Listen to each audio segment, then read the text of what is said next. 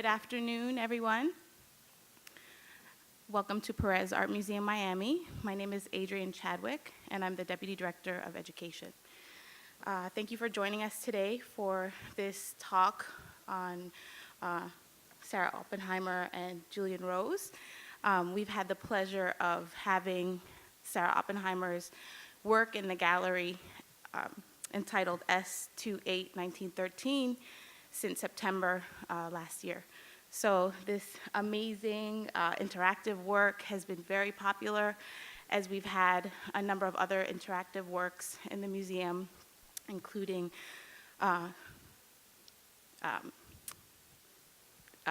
Jesus Soto and Julio Park.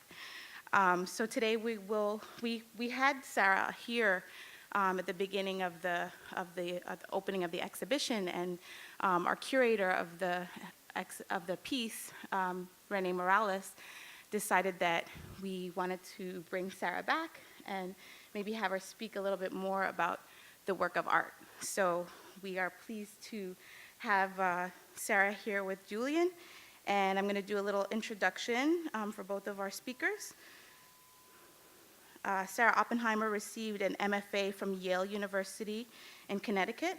Her solo exhibitions have been presented in multiple institutions, including Mudam, Luxembourg, Kunsthaus Baselland, Switzerland, Baltimore Museum of Art, St. Louis Museum of Art, Queens Museum of Art, New York, and the Drawing Center, New York.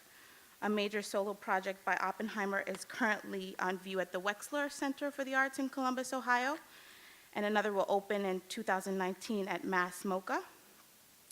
Her work has been included in group exhibitions at the Institute of Contemporary Art, Boston, Site Santa Fe, the Andy Warhol Museum, Pittsburgh, Annandale-on-Hudson, New York, SculptureCenter, Long Island City, New York, the Museum of Contemporary Art, San Diego, White Columns, New York. Oppenheimer is the recipient of the Louis Comfort Tiffany Foundation Fellowship and a Guggenheim Fellowship. Julian Rose is co-founder of the design studio Formless Finder and the Architecture Editor of Artforum magazine. He received his Master's of Architecture from Princeton University and a BA from Harvard University in Art and Architectural History. With Formless Finder, Rose has completed design projects at a variety of scales for clients ranging from the Museum of Modern Art and Design Miami to Blue Hill Restaurant. Rose has written extensively on art and architecture, contributing essays to exhibition catalogs on artists such as Sarah Oppenheimer, Andrea Zettel, and Valerie Export, as well as numerous articles to publications such as Log, Artforum, Perspecta, and October. Rose has taught architectural design and history at Columbia University and also at Princeton University. Please join me in welcoming Sarah Oppenheimer and Julian Rose.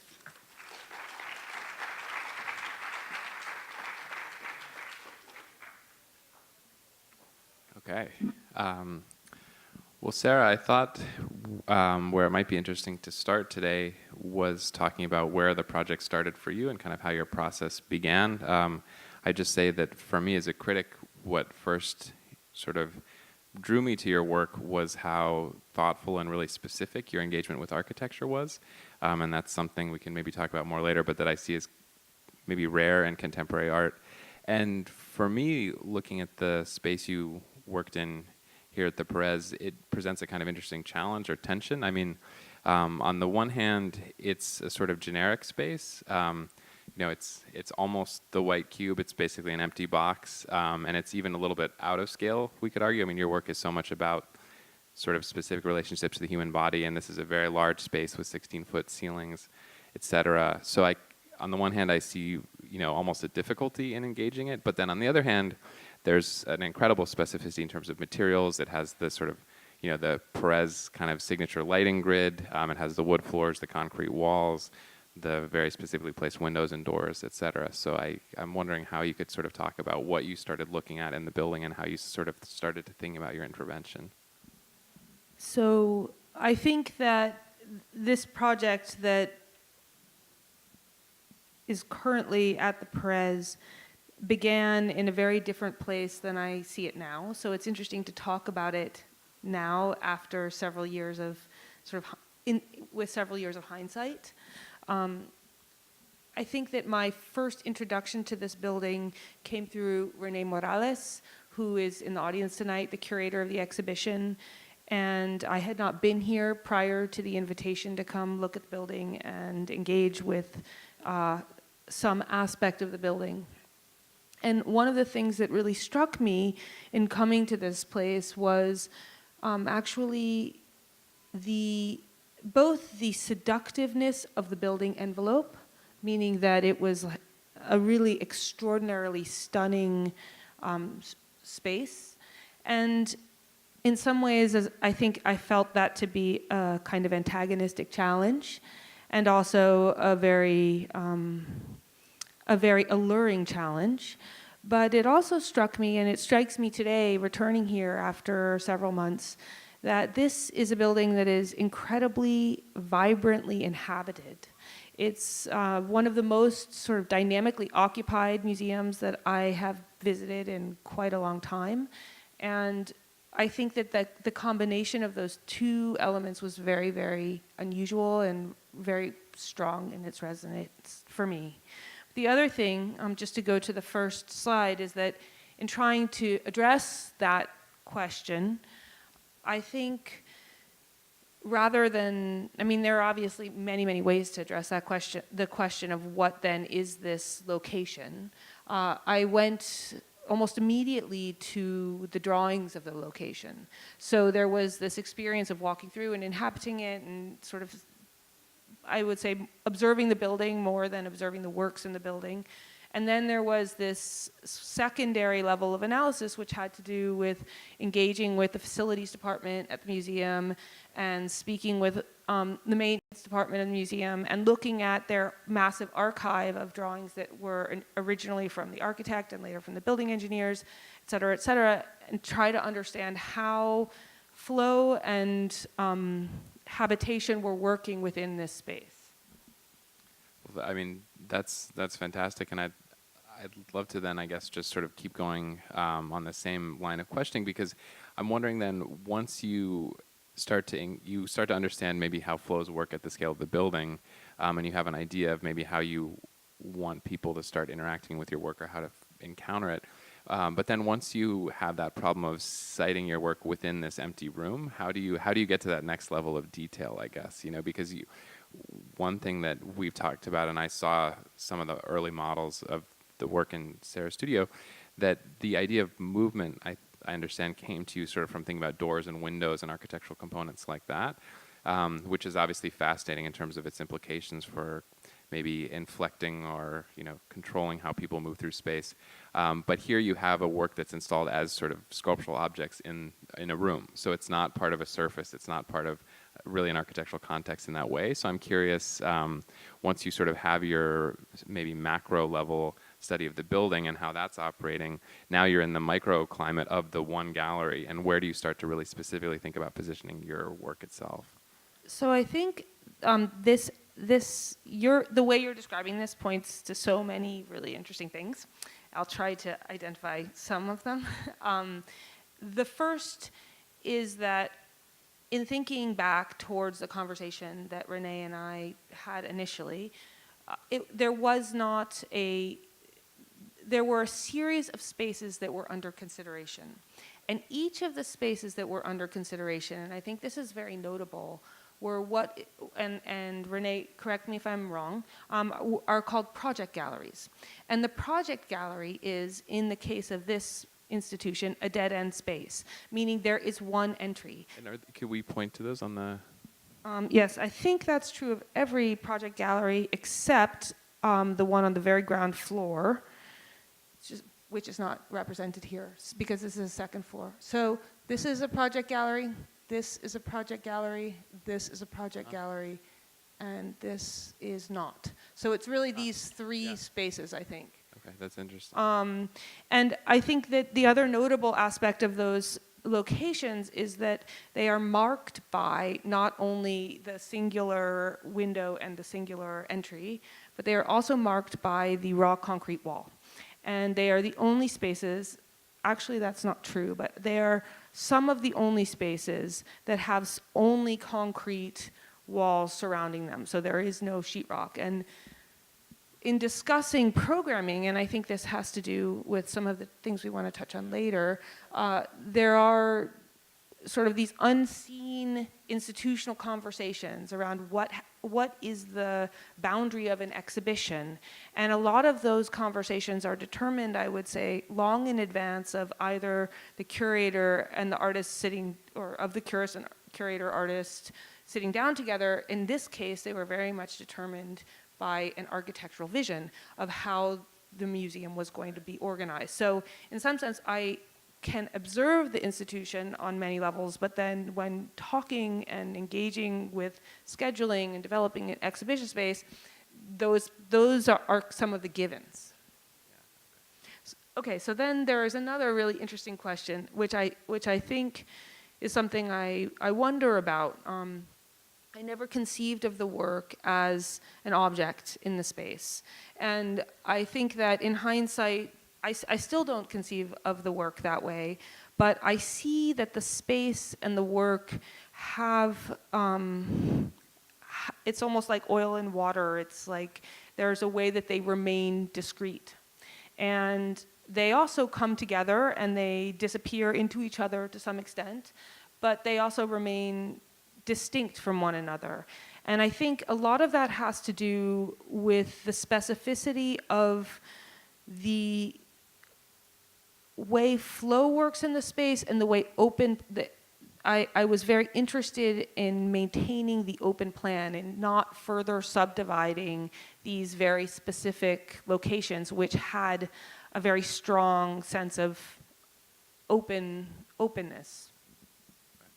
Yeah, well, I think this metaphor of oil and water is maybe interesting to push on even a little bit more. I mean, for those of you who maybe aren't familiar with Sarah's other work, it's often in, if this is a fair characterization, it's like a sort of true white cube environment where, even if you do, say, build an additional partition wall, it will be maybe sheetrock that's indistinguishable from the existing gallery walls that were already there, for example. So, I mean, I'm wondering how that kind of shaped your thinking about the piece, in terms of basically how you physically connected to the architecture, because that's something we've talked a lot about. I mean, your work is very much about sort of, in a way, using the materials and languages of architecture to position itself. I mean, whether it's cutting into a wall or connecting into a floor, et cetera, et cetera. So sort of how, almost as a technical material problem, you then interacted with this architecture that was a little bit different maybe than something you'd encountered before. So that's actually a really interesting way to put it, I think, because I never think of the material of the work as, let's say, sheetrock and temporary walls. But I do think that in every project, including in this project, there are two moves. And the first move has to do with a modification of the envelope. And one of what I see as both the limitations and challenges of this particular building is that it's impossible to play the kind of architectural sleight of hand where you create a false boundary because of the way that the finished surfaces are operating. And the only place I would say that is possible is in the project room specifically, because there are white walls running throughout the other spaces, is in the floor, because the floor is this very thin, I mean, effectively, compared to the ceiling or the walls, a very thin, kind of porous membrane. Okay, that's super interesting. So is that where the idea of anchoring into the floor and the ceiling basically came from? You decided you weren't going to touch the walls because, again, it's not like you're going to you're not going to cast in place a concrete partition wall to make part of your piece. So you decided that you'd really play off the horizontal surfaces kind of at that point? Is that? Yes, because that's also, the other thing that I think is very interesting about the spaces that we bury, basically, those hollow spaces in a building, is that those spaces become sort of the home of the building's microtechnologies. So you have things like air or electricity, and those two conditions, the air and the electricity, are very, very apparent in the ceiling and floor. So in this drawing, which is the floor plan of the museum, you'll see these many, many stripes running in different directions. And this is the lighting grid of the building, and it's a extremely dominant feature. As you move through the Perez, you'll notice it reflected in the floor plane. So the electricity is, and the water actually is in the ceiling, and the air is in the floor, and the walls are solid material. Okay, no, that's really interesting. It makes sense. And I wonder also, while we're on this topic of a kind of specificity in the architecture, if you could talk about it experientially too, because something that you and I have talked about, I think we're both sort of big fans of the building, but it's also a building that in a lot of ways I think is already organized to kind of focus your experience, and again, all of you visitors know this, you turn a corner and you see a window and a view of the harbor is framed, for example, or even, this space right now, we're kind of in the heart of the building, and the building very much sort of turns inward and provides a very specific experience of itself almost, and in a way I think it's a building that's kind of more choreographed in terms of visitor experience than an art museum maybe typically as or more historically would be. So I'm curious, your work did something very specific with the views, for example, where there's a view offered through that window that your work then kind of reflected across the room to basically exactly as we can see here, your work sort of multiplied that view and offered it through the door frame. So I'm curious in terms of how you thought of the kind of experiential dimensions of your work, if it was productive to play off the architecture, if it was in some ways almost a challenge that the architecture was already sort of starting to do this on its own, and how you related to that.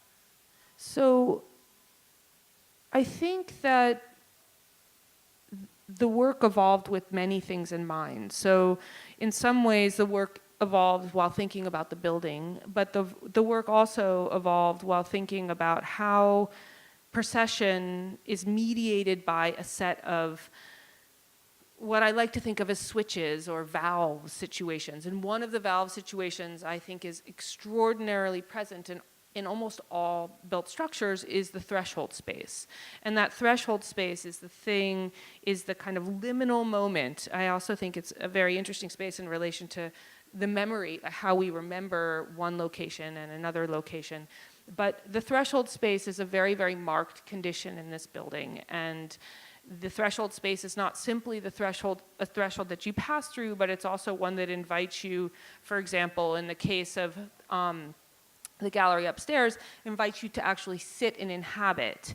And those threshold locations have been something I've been working on for a very, very long period of time. And I have been interested in how those threshold locations start to manipulate our physical encounter with location. And increasingly, I think I had initially been thinking of that as a very optical condition, but as one processes and moves, I started to realize that actually it's not an optical condition at all. It's actually a bodily condition. It's a condition that has to do with a kind of manipulation or mechanization of self in relation to this architectural kind of secondary, or not secondary, but other architectural world machine. And in that sense, I think there was suddenly an engagement with the threshold spaces of this location, which wasn't just looking at the plan of the location, but it was trying to think through how those thresholds could be relayed into or throughout a larger open plan. And one of the things that became apparent about this was that the threshold actually in this location serves as a marker for program, and that really affects how one encounters a work, if that makes any sense. No, that makes complete sense. And I mean, the previous image really shows it. The threshold is so materialized. I mean, it's not just a kind of thin barrier, it's the walls are super thick, the floor material shifts, so that makes sense that would really give you something to engage. And then I'm very happy you introduced the term of the bodily, sort of, because it's true, we've been talking up to this point about almost just the kind of architectural geometry, the plan location of these things, but I'd love to then start talking about how you started to conceive of the physical interaction between the viewer and your piece. I mean, hopefully all of you guys had the chance to see it at some point, but I mean, these pieces are kinetic, they move, and they don't just move on their own, they move in response to visitors pushing on them, which I think was the second time you'd done this in your work, or it's relatively new part of your practice. And a little bit of background of my first encounter was in December, when interestingly the Julio Leparc show was also up, and it made me think a lot about different kinds of interactions, in a way different sort of legacies of kineticism within sculpture too, because I think there's a potential danger with work like Leparc's where there's a kind of binary of activation between the subject and object, and there's a sense in which as the object gets more and more activated, the subject becomes more and more passive, where the piece becomes kinetic and, you know, it becomes literally animated, it lights up, it makes sounds, you know, it does all kinds of stuff.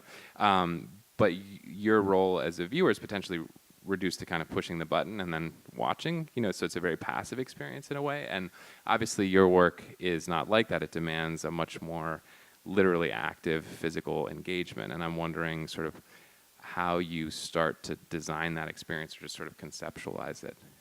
So I will say this is the first piece that is, we could say, can be moved through touch, and that this piece has been an extraordinary opportunity for me, and it's been an extraordinary learning experience for me. And one of the great aspects of learning this piece has been watching how people engage it. And I think that one of the things that has always struck me about a threshold is that when you pass through a threshold, and often thresholds I think are activated by touch, right? A doorknob, pushing the door, etc. Sometimes it is a mechanical door, right? That always causes a kind of alienated dislocation when you wait for the machine to activate. But that moment of passing through, let's say, the machine of the threshold, creates a moment of blank. I don't want to say blankness, but a real mental absorption in that action of passing through. And it's a short time, so we don't really register that time. But one of the things that was so amazing when this piece actually was opened and I was able to step back and watch people engage with it was to see not just people engaging it physically with their bodies, but also to see people watching others engage it. And that created this very strange series of relationships that started to grow in the space. And it had nothing to do with a kind of quiet, disengaged observation, especially if it was then the kind of observation of others in these unusual states. And I think that for me reflected actually on several things that I think are very important about this location. Yeah. One of them being that as we walk through the museum today, or as I entered the museum today, I am just so overwhelmed and surprised by how people inhabit this location. What does it mean to come to this location? What does it mean to engage with each other in this location? And why do we spend time in an institution like this now as opposed to 100 years ago? So I think for me this has the possibility of that, we can call it kinetic, but I'm not sure. I'm not objecting to that, but it's like putting on new clothes and you don't know what you think about them. You feel awkward. So I feel like it at this point is, it's a engagement, and I'm not sure. It's like a manipulation. Yeah. No, I think that's fair, and I mean, you know, for what it's worth, even as a kind of art historical distinction, in a way, kinetic does tend to call to mind associations of, you know, mechanized works, you know, that are literally animated. And I think, you know, I thought a lot when I first experienced this of Lygia Clark, who I love, but like a piece like the Beast Shoes, where I think there is a kind of promise that it's not mechanized, it's not animated, it requires sort of the impetus to come from the viewer. And then there's also the promise of a kind of social engagement, as you're saying. So I'm really fascinated by this idea of a sort of almost you know, layered engagement where it's one person is maybe pushing on it, but then two people are watching that person, interact with it, et cetera, and there's a sort of social effect developing within the gallery. That makes me think, getting back to the kind of relationship to the architecture, on the one hand, to me, that sounds very architectural, this idea of sort of people watching other people interact, et cetera. And I feel like this building is sort of set up to do that in a way. So on the one hand, I wonder if you feel like you sort of learned from the architecture or following the architecture in that. At the same time, for me, one thing that's interesting about the way these pieces actually do move is that it's so unfamiliar and almost alienating in a way. So the way they rotate is they sort of, as you can tell from these photographs, or again, hopefully if you had the chance to see them, but they rotate on a bias, and in doing so, flip from horizontal to vertical orientation. And for me, I have to say, there was something so unfamiliar about that, because I think, in architecture, if you think about a door or a window, there's movement, but it's always in one plane. And so for that reason, it's always very easy to understand. And I think, it's always very easy to relate almost unconsciously without thinking to your body as a sort of vertical element traveling on a horizontal plane of space. And I found it very disconcerting to watch these things move in a way that I almost couldn't understand. I could tell it was happening in a relatively simple way before my eyes, but it really was hard to grasp, I guess, almost conceptually, that translation, both in 3 dimensions and both the rotation and sort of horizontal to vertical flip. And I'm wondering, if you talked about, say, the threshold as a moment, a very interesting sort of mental, psychological moment, but one that's almost goes unnoticed because it's so brief. And is this almost sort of defamiliarizing effect of the motion crucial? And in some ways is the fact that it's so specifically non-architectural part of sort of getting people to stop and notice for you. You know what's so amazing about what you're saying to me is that what this does is, just thinking about it, is that the eccentricity of the movement, and it's not actually eccentric, it's just, right. It's actually quite... It's totally rational. It just feels, I would argue it feels eccentric. Yes, it extends the duration.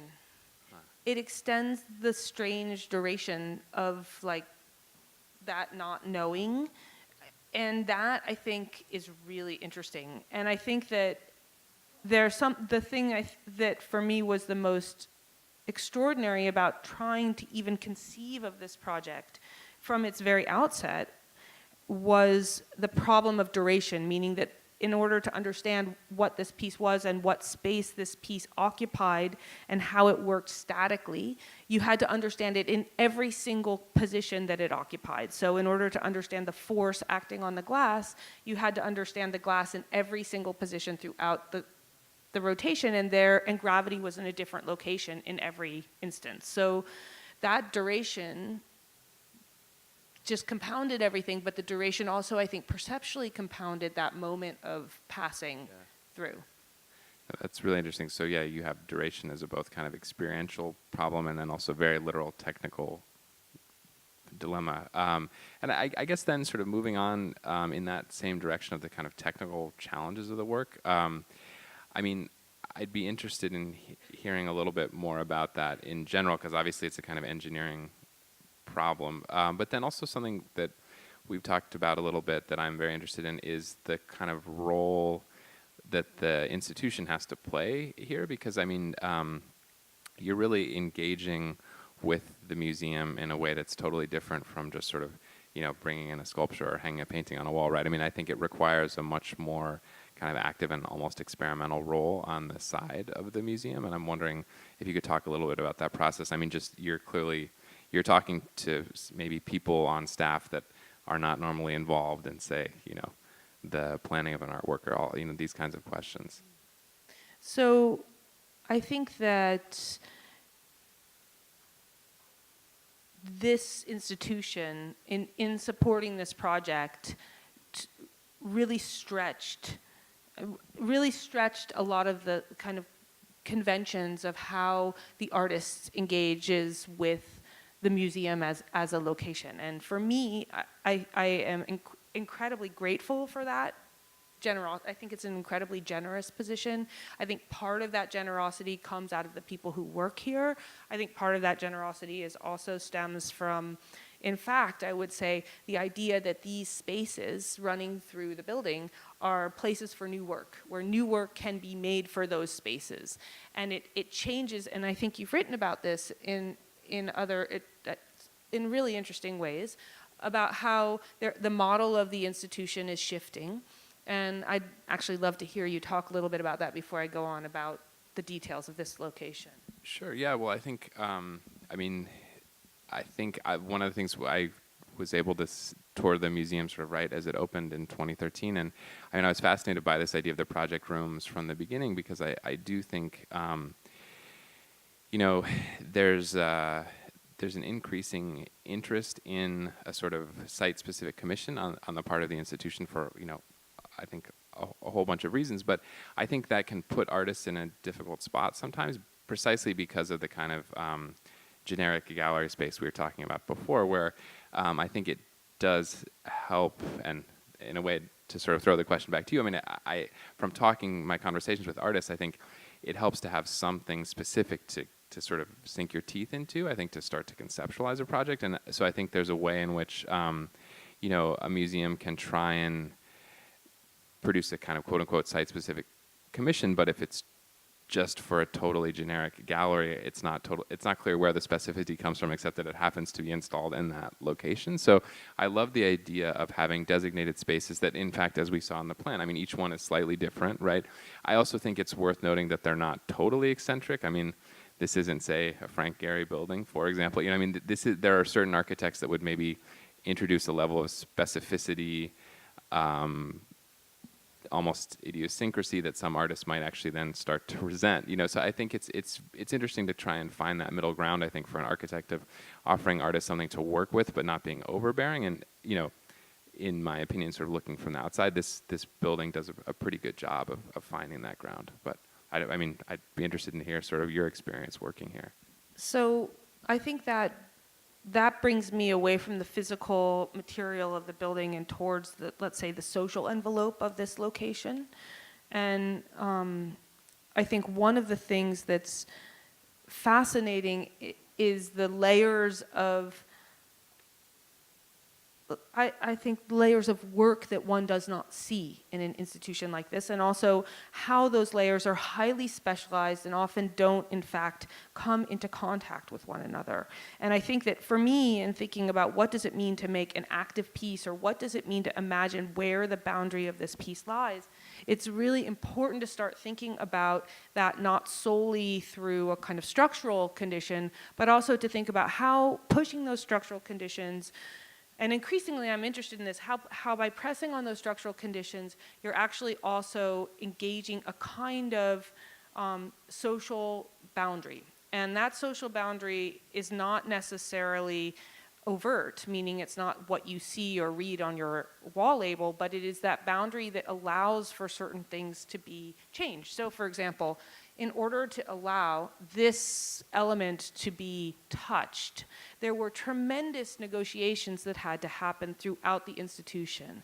And that touching, which seems so natural and simple, and you come in and you move something, in fact required the input of many, many, many different, let's call them players or departments here. And one department that I think initially came highly into view was facilities department. And that had to do with, could the floor support the load of this work?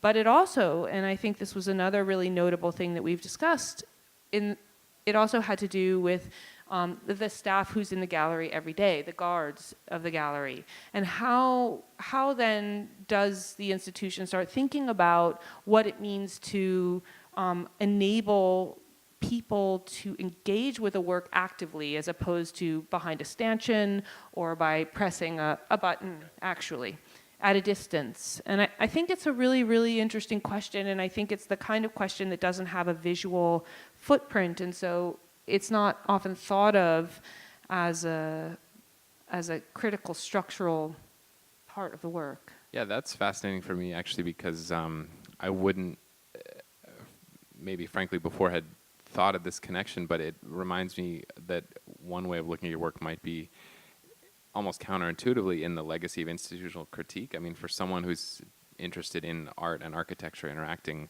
when I look for historical examples, I've spent a lot of time, looking at artists like Michael Asher, say, artists who intervened literally physically in museum or gallery architecture, stripping a wall back to the studs, or removing a panel from a facade.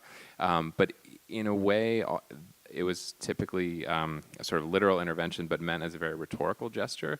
And I think that kind of work, in a way, personally, I think it had a relatively short end game, because there's only so far that kind of rhetorical gesture can really go. But what's interesting to me, in a way, is, your work is obviously not trying to take such a kind of strident critical stance at the outset, but in a way you could argue you're doing something interesting, maybe in a more collaborative way with the institution, but you're working to sort of bring things that are typically invisible or typically in the background. I mean, just, the way guards inhabit museum space, and, typically that's not something that any visitor thinks about, and suddenly now you're having a conversation with the guard about how you can touch the artwork, for example, or, just the fact that you're sort of mobilizing parts of the staff or pushing the building in directions that it maybe, hasn't gone before, that people aren't sure if it can go. I mean, in a way you are engaging the institution in a much wider sense. So yeah, I don't know. Is that something that you're kind of interested in continuing to explore? Well, something that I've been very, very interested in the histories of institutional critique, and in a number of those artists. And there's a couple Hans Haacke quotes that have really resonated with me. So Hans Haacke's comment, "Context is my material." I've always thought that was incredibly astute. And one of the things about it that I find so powerful as a logic is that in thinking about the museum, and particularly, let's say, thinking about this museum, the role of the museum as a social entity and as an institution is not fixed. It's not, I would say, the preservation of culture, and it's surely not serving as the preservation of culture now, in a contemporary context. So I think that means understanding that context, or engaging that context, or actually the flexibility of that context becomes a really fascinating moving object. I also think that in different urban contexts, the contemporary museum does very, very different things.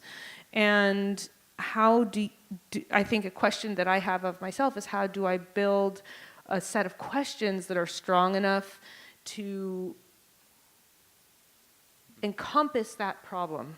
And how can that be built into the work? And one of the things that this particular piece, I think, really enabled was, just to return to a much earlier question, and I still haven't really figured this out, but I think that the fact that the space so isolated the visual experience and the taptic experience of this as separate, it did something, it consolidated the work, it separated the work from the context in a way that was really strange, because in fact it wasn't any more separate, it just was experienced in that way. It was interesting, and it surely wasn't more separate institutionally in terms of how much institutional involvement and engagement occurred to make this thing behave in the way that it did. Right. No, that's interesting, and I can see that in a way being one of the tricky things about the project room. I mean, you're inside the project room, so you are kind of cordoned off. At the same time, your work, obviously, as we're kind of even seeing in this video, both in terms of reflecting the view from outside in, and then also in terms of working with the threshold. I mean, it was very much kind of radiating out. I mean, it's also interesting in a way. This is making me think about further kind of implications of movement itself, because in terms of the institutional role and this sort of museum's role in kind of creating culture, you're absolutely right. I mean, the kind of historical cliche almost is that the museum fixes culture, right? This sort of museumification of an object where, it comes in, and then once it's entered the sort of canon, it's done, it's part of history, it's no longer dynamic, it's no longer, its meaning even is fixed, it's no longer evolving. So you're obviously, kind of literally exploding that, and then I agree, I mean, that's not the role of this museum in this city anyway. But it also makes me think of what the place of kind of contemplation is in that shift. And this is something we've talked about a lot with your work in the past, is that it demands very careful attention. I mean, a lot of these visual and perceptual effects are very subtle and really do require contemplation. I don't mean this in a negative way, but in a kind of old school sense. I mean, you have to really just look closely at the work in a way that maybe we would tend to associate with sort of, I don't know, models of painting 50 years ago or something, less with certain forms of contemporary art. And so I'm wondering, is there a tension there? Like, do you, as the work moves, as you engage the visitor haptically, as you sort of get these social interactions engineered in the gallery, all this, is there a way which you start to worry about losing contemplation? Can they all coexist together? Is there a way to sort of, keep them evolving dynamically? It's an interesting problem that I hadn't really thought about before, but is this something that's sort of, on your radar that you're trying to address? So this was the most alienating experience I had with this work, because I had a very specific notion of time and the conditions of which one would experience this work, and also what a visitor might experience. I was extremely interested in the visual presence of the lighting grid and the awareness that would start to happen with the ceiling and floor plane because of that sort of doubling. But what happened, or what I noted happening, was that people felt they felt like they felt the work moving. And then they started to engage with each other socially across the work, and they started to engage with the guards socially across the work. And then they were touching it, and so that it became a material bridge, like a body material bridge between people. And that really interrupted the possibility, because it was so constantly being touched and so constantly being engaged with. It really interrupted that much quieter space of just sort of stepping back and contemplating. And I think that it's a really interesting question, because I do think part of it has to do with its spatial presence, meaning that if this the specific condition is immediately in front of you as something that is at the level of your hand, it's very different than if it's in a different orientation to your body. And I think that the other thing that's really important about that is that if it is at the height of something that you look at, like a screen, screens, I think, are so ubiquitous at this point that we imagine them as that which we step into. It's almost like its materiality has disappeared for us and we just go in there. And I think that there was a way that this piece occupied that strange portal-like sense, but really actively, as opposed to contemplatively. And I'm not sure how I feel about it, because I think it's really important. I think that duration, I actually think, just talking and thinking simultaneously here, that duration is the bridge there. Yeah. It's like the time of looking can be very short, or the time of looking can be very extended, but that time ideally is a bit malleable, so it can do both things. No, that actually makes complete sense to me, and it's interesting that you mentioned the screen. I also hadn't thought about that, but to me that gets us right back to this question of sort of active versus passive experience. And there's a way in which contemplation, on the one hand, you could view it as very empowering. I mean, it's sort of like, yes, you're activated, you're thinking deeply, you're looking closely. But then if you think about it as a sort of watching a screen, then I think it becomes kind of disempowering, or it becomes maybe problematic. So again, that's a sort of interesting thing to try and maybe activate the viewer in the sort of the non-screen way, like the sort of getting away from that experience, but also still maintaining the possibilities for some kind of contemplative experience. And it makes me think too, I mean, this is an interesting overlap for me between your practice and architecture. that's almost more of a conceptual one, but I think this is a dilemma that architecture faces often, where every architect's sort of like the quote they love to hate is Walter Benjamin saying it's architecture is a medium of art that you experience in a state of distraction, right? It tends to be the kind of background.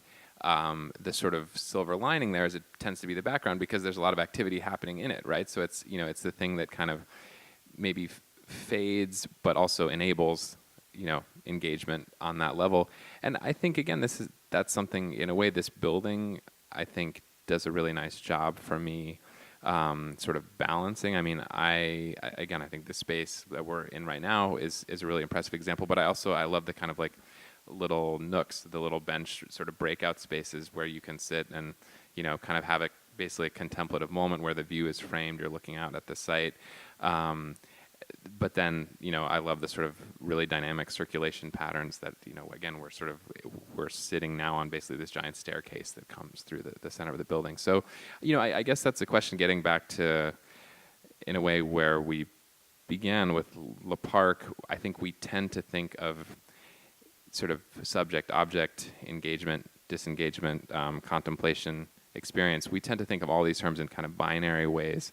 But of course, there's no reason that engagement needs to be a zero-sum game. It's not like there's only so much engagement to go around, and you have to give some of it to the sculpture, some of it to the architecture, some of it to the viewer. I mean, is there a way that you see your work trying to kind of increase engagement on all those terms simultaneously? Or, I mean, is that sort of the goal, I guess, ideally? Or? Well, I think that maybe I'd put it a little bit differently, that I've been thinking a lot about machines, so that's a bit the language I'm working out of, but we could also say an organism, which is, not to use another binary, but I think of buildings increasingly as things in time. And things are things in a moment, but they're also temporal conditions. And one of the things we were talking about up here while people were being seated is equipment being moved through buildings, large heavy equipment, and how heavy equipment leaves its footprint on building envelope. And the motions of that machine also leaves its footprint on the building envelope. And I think that I like the possibility of allowing what we're calling active and passive to be a kind of heightened awareness of us as inhabiting a time-based machine, and of us being also these time-based machines. So we're registering things in time, spaces in time, the spaces. I mean, and the other thing is we're never seeing the plan view. We're always seeing the space in time. So, yeah. That makes sense, and I like this idea of kind of engaging not just physically in the moment, but really engaging time and engaging the viewer's experience of time in a way. Well, yeah, I mean, I wonder, speaking of time, of course, we've kind of been going on. I mean, we'd be happy to open it up to audience questions if there are any. The installation, and then you had to go through the floor. You had to go through electrical. Probably had to go through water. What was involved? So one of the really fabulous features of this building, actually of the project rooms of the building, is that they're big concrete kind of cells. And the structural slab, there's 2 layers of concrete. There's concrete just below the wood flooring. It's very thin. And then there's about 3.5 feet of air that's pressurized air, and like a big bubble, a big room-full bubble of air. And then there is structural slab below that. And so instead of having a duct system, although there is also a duct system, but by and large, instead of having a duct system, you have this big pressurized air bubble under the floor. And all these beautiful little wooden grates that are happening everywhere, those are just ways to let that pressurized air seep out at a regular interval. So to support the piece, we went through we pulled back the cosmetic flooring. We went through, we drilled very small holes into this structural slab. We put a large steel plate on that slab. But then we spent about a week, and just to be very clear about who we is, myself, 2 people who work with me in the studio, and then the extraordinary team of people who work at the museum under Jay Ore, who is the head of the installation crew here. We spent a week under there installing large steel beams and basically aligning holes from the upper slab into this cavity underneath us. And that was the primary anchoring condition. It was a breeze. But to be honest, one of the things about it that was most challenging was not that actual physical labor. That sounds like, I guess I'm describing it as if it was challenging. But what was challenging was understanding what was under there. Because the drawings are not the same as what's built, and it involved tremendous probing into the building, and it also involved a geoscan of the ceiling, so we would understand where the rebar was sunk into the concrete. So a lot of the questions involved expertise outside of the field of art or museum studies, let's say, at any kind. We had to involve a lot of technicians in the problems.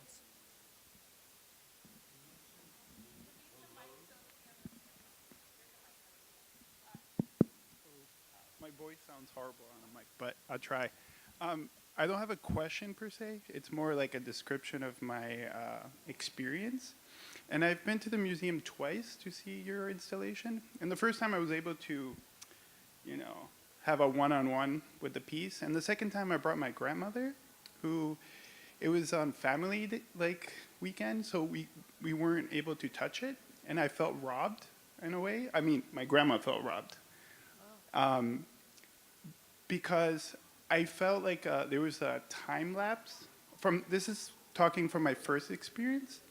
There was a time lapse when I got back home where I was able to digest what I was able to touch. And at a moment in time, it was like moving my own walls. I was trying to move. I felt stuck to your piece. It's like a fly hits like a windshield kind of thing, and I'm still alive. But I was trying to move. My background is in architecture, and so I was trying to move my walls, and so that sort of rhythmic mimicking of your piece in my own space that I brought back to my own space was incredible.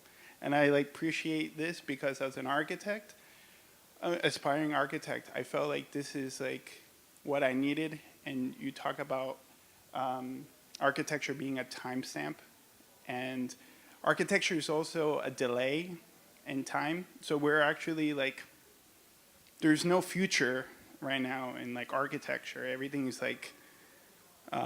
being built now. I mean, it's being programmed now, the machine, and then put in a later time. So we're all living this delay, and so time is actually in this huge warp. Not to get into more details because I have no clue, but that's how I felt when I appreciate it. Thank you.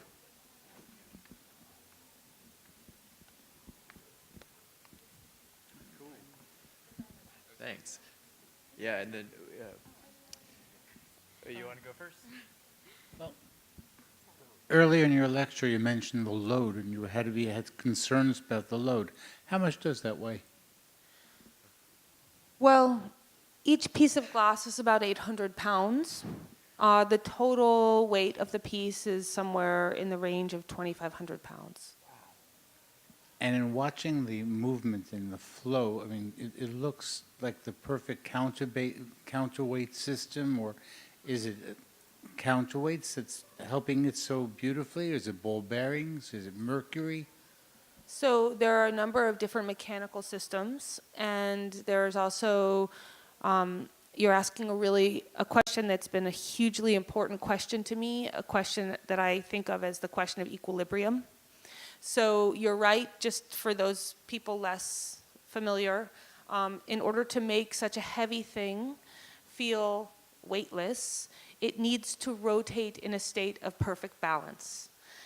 And the challenge is and this is something I really learned through this process, that that relationship to equilibrium is as important as any other aesthetic question in the work, that problem of weight and how weight is distributed across the form. So to be really specific and granular about the answer, there are two bearings. There's an upper and lower bearing in each element. They operate differently mechanically in terms of how they transfer load down to the base and how they deal with tolerance. But there was also a pneumatic damper that allowed and controlled acceleration. And then on the final level, within the thin cavity on either side of those glass panes are two long rails, and those rails have steel bars that are affixed to them that are movable. And those bars allow for they serve as counterweights, kind of tuning bars to deal with irregularities in weight, because if this thing had been fabricated in a perfect world and installed in a perfect world, and the building wasn't moving constantly, because the building is also moving, then it would move, it would be perfectly balanced. So those weights are the counterbalance system. Thank you. Cool. Thank you. Hello. Thank you for having this talk. Okay. I'm glad this gentleman spoke into the mic and said his experience and that he felt robbed. I thought was interesting because, you know, I want to ask, could a painting be put inside of one of these things? Is there something visual that is crucial? So what's the relationship between the physical and the visual that is to be considered? So one of the primary drivers of this project was how light moves through the room. And I think there are two significant light sources in this space.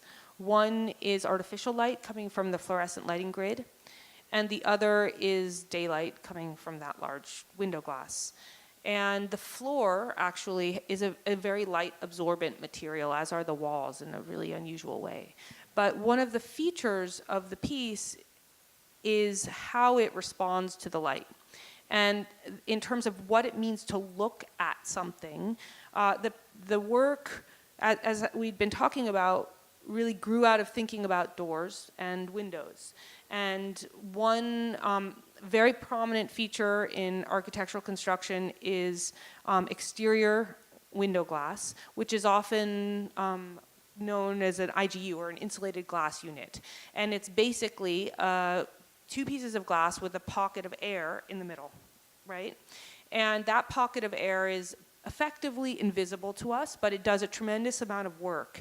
And I wanted to make that pocket of air and that, let's say, IGU condition in a much more expanded way. And I also wanted that to be, first of all, if you think of it, you're looking then at that window surface, but the window surface is a vehicle through which, and again, not against which, but kind of bouncing, reflecting off which, you see the world. So in my mind, this work is very close to the problem of painting because it is constantly giving you images. It is an image, it's not an image, meaning, the question is what is it, but it is an image in flux in one way. Thank you. Because of the, sorry. Go ahead. Okay, thank you.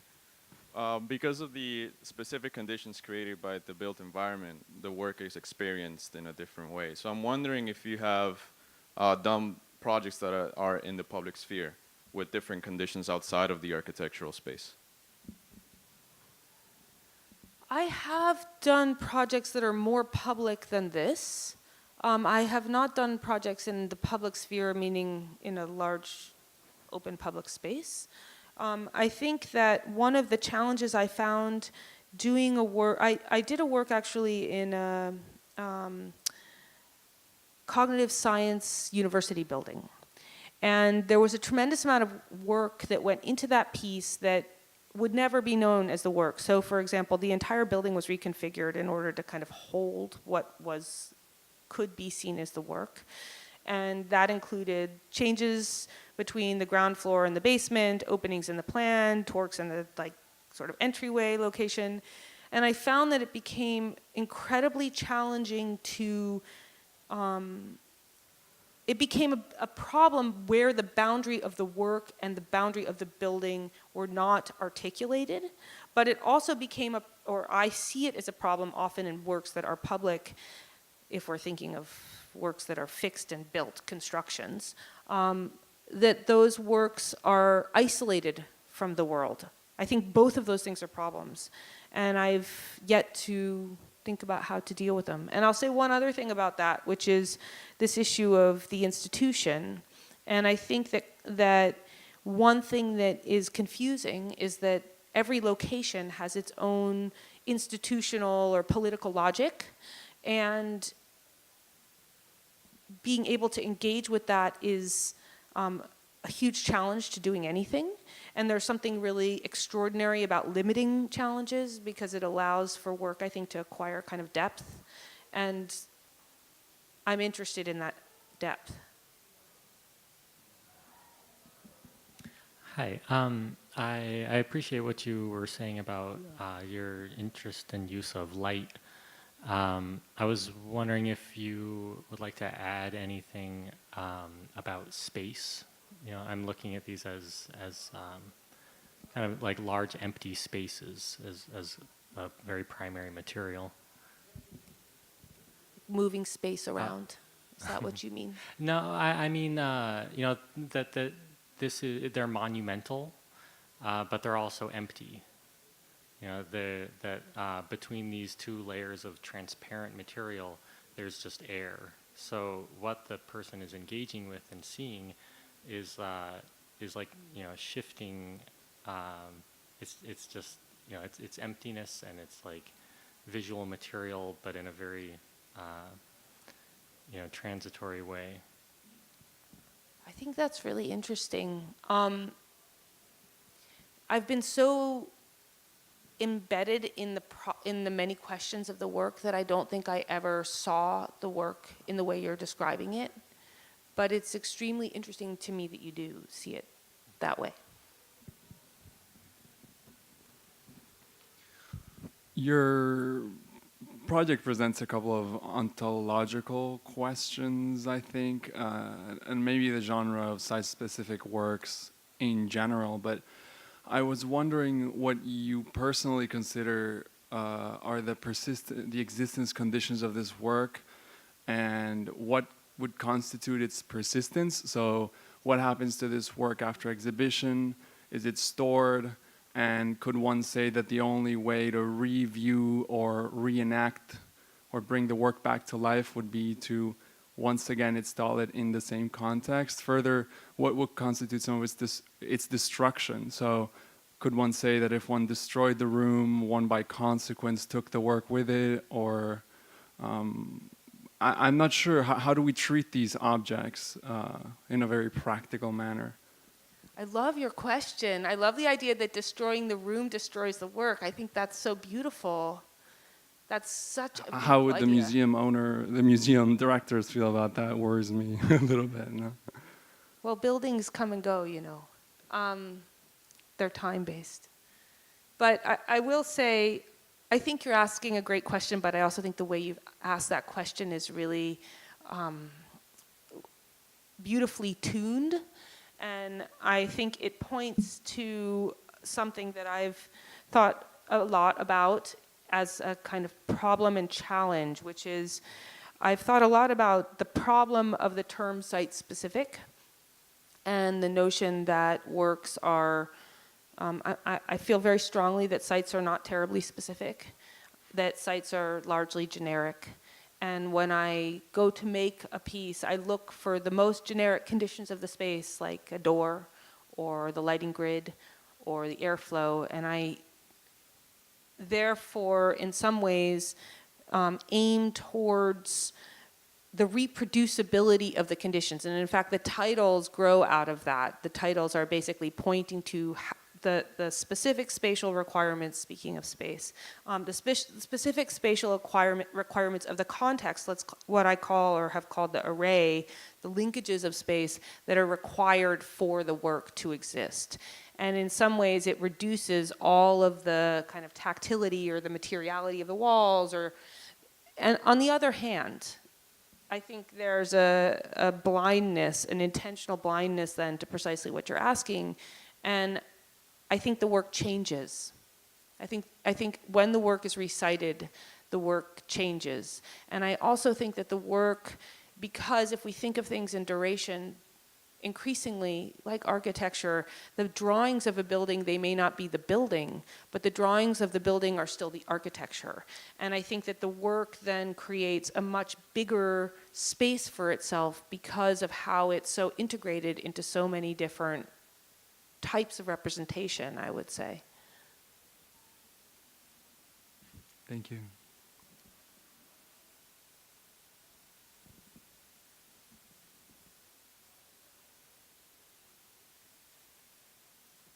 Well, I want to say something. First, it's a real treat to be here with you. Likewise. I'm really happy to have been able to invite him. Thank you for inviting us. And I also want to say that, you know, the realization of this project was really challenging, and it wasn't challenging. I don't mean that it was challenging for me. I think it was really challenging for everyone who was involved. And I am incredibly, incredibly grateful for the belief that I think the institution placed in this project and the support that they placed in this project, because I think that without it,